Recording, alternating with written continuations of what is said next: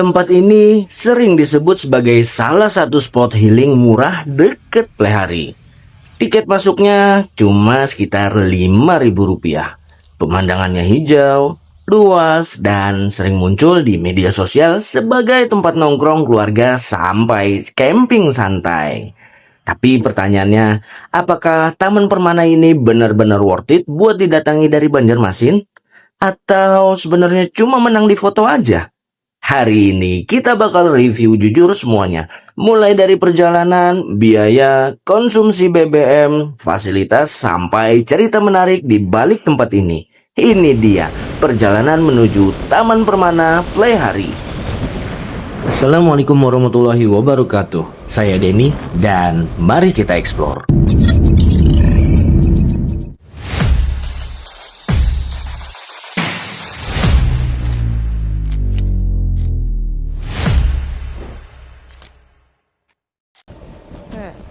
Kita jalan dulu. Kita jalan dulu. Semangat pagi, apa kapsnya kalian semua? Semoga hari ini kalian selalu diberikan kesehatan, dimudahkan segala urusan, dilancarkan rezekinya, dan apapun yang sedang diperjuangkan, semoga hasil terbaik segera datang. Amin. Dan terima kasih juga buat kalian yang sudah mampir lagi di perjalanan kita hari ini.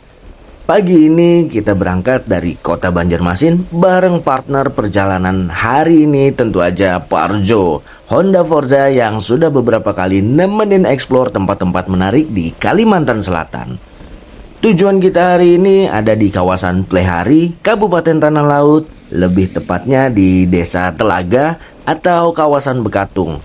Disitulah Taman Permana berada. Kalau dari pusat kota Banjarmasin, jaraknya kurang lebih sekitar 65-70 km tergantung titik keberangkatan. Waktu tempuhnya sekitar 1 jam perjalanan kalau jalan santai. Rutenya juga gampang, tinggal lurus aja mengikuti jalan Ahmad Yani ke arah Banjarbaru lalu lanjut menuju Plehari. Gak banyak jalan yang bikin bingung. Jadi buat kalian yang baru pertama kali ke sini relatif aman kok, nggak bakalan nyasar. Nah, sekarang kita hitung sedikit biaya perjalanan. Karena banyak orang pasti mikir, healing tuh harus mahal. Belum tentu sana. Honda Forza 250cc seperti Parjo ini konsumsi BBM realistisnya sekitar 28-32 km per liter untuk riding santai luar kota. Kalau total perjalanan pulang pergi sekitar 140 km, estimasi bensin yang dipakai kurang lebih sekitar 4-5 liter aja. Kalau pakai Pertamax atau Pertalite tergantung riding style. Biaya BBM kemungkinan sekitar 50-80 ribu rupiah untuk PP. Jadi sejauh ini perjalanan ke tempat healing ini sebenarnya masih cukup ramah kantong. Tapi sekarang pertanyaannya, apakah tempatnya nanti sebanding sama effort perjalanan? Pagi belum rapi, kopi masih pahit, mesin nyala pelan, kita belum mikirin balik.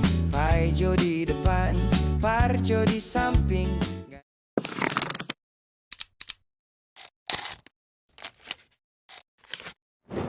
Nanya tujuan, yang penting jalan keliling. Kalau ditanya mau. Dan akhirnya kita sampai di Taman Permana.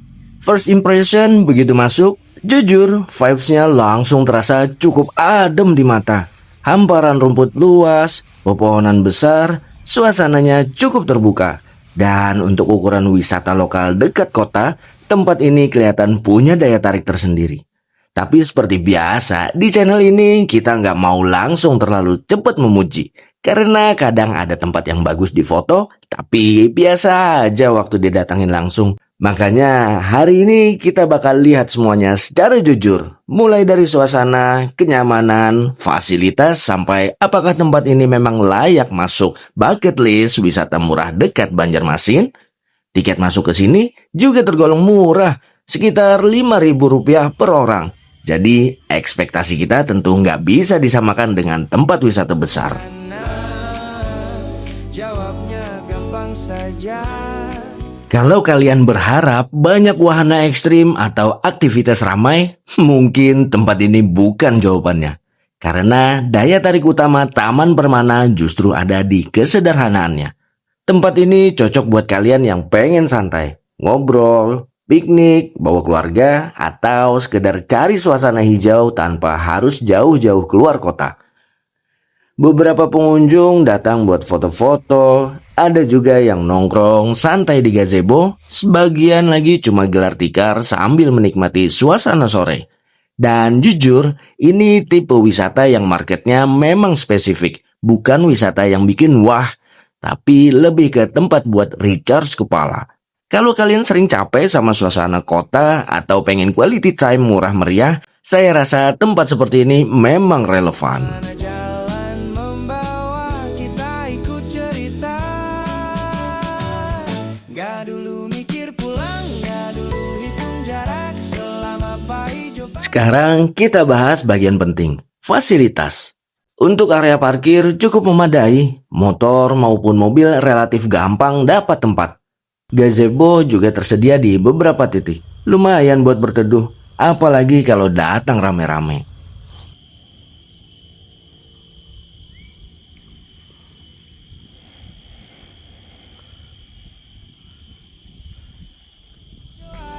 Aku aman di jalan, gak dulu cari cepat, gak dulu cari benar.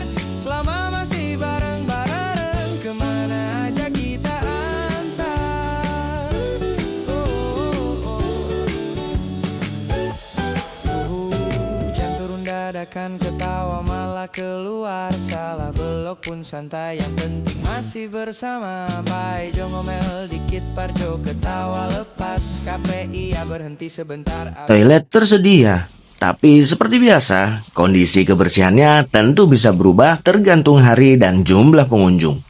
Ada juga area buat duduk santai dan beberapa spot teduh.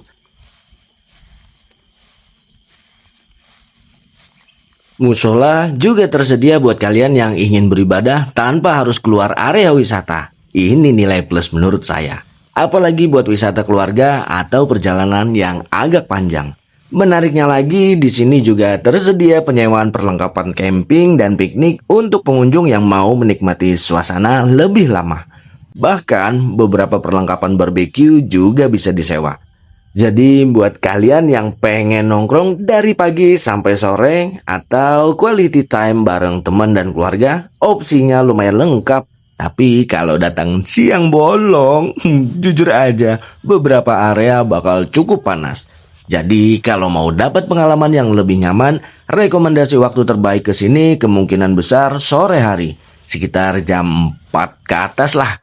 Selain lebih adem, cahaya buat foto juga lebih bagus. Gas lagi gas, kadang dompet tipis, kadang bensin pas-pasan. Tapi cerita di jalan selalu lebih dari rencana. Gak dulu mikir pulang, gak dulu hitung jalan. Nah, sekarang kita masuk ke bagian menarik, mitos versus fakta. Mitos pertama, katanya tempat ini cuma bagus di kamera. Kalau menurut pengalaman hari ini, sebagian benar, tapi nggak sepenuhnya. Karena memang ada beberapa sudut yang terlihat sangat estetik di foto. Tapi ketika datang langsung, sebenarnya suasananya tetap nyaman. Walaupun tentu nggak sedrama yang sering terlihat di media sosial. Mitos kedua, katanya overrated. Kalau buat saya, tergantung ekspektasi.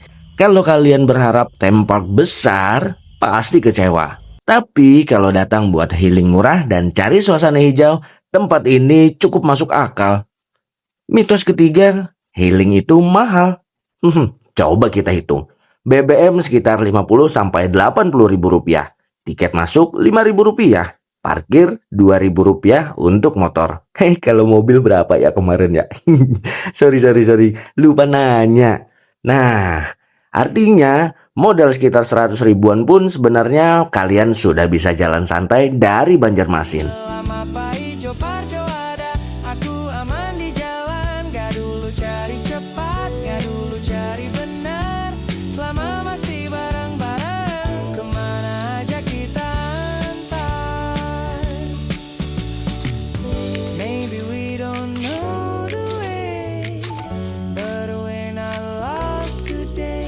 with you all. Tapi ada satu hal menarik yang mungkin gak banyak orang tahu. Taman Permana ternyata bukan sekedar tempat wisata biasa. Tempat ini sempat mengalami dinamika dengan warga sekitar, bahkan pernah ditutup sementara akibat persoalan tertentu terkait aktivitas wisata dan lingkungan. Hal seperti ini sebenarnya cukup menarik untuk dibahas karena banyak wisata lokal berkembang cepat, tapi tantangan pengelolaannya juga nggak sedikit. Pertanyaannya sekarang, gimana caranya tempat seperti ini tetap bertahan? Jawabannya mungkin ada di pengunjung juga. Mulai dari menjaga kebersihan, menghormati aturan tempat, sampai mendukung ekonomi warga sekitar. Karena kalau tempat seperti ini dirawat dengan baik, wisata murah meriah dekat kota bisa tetap hidup.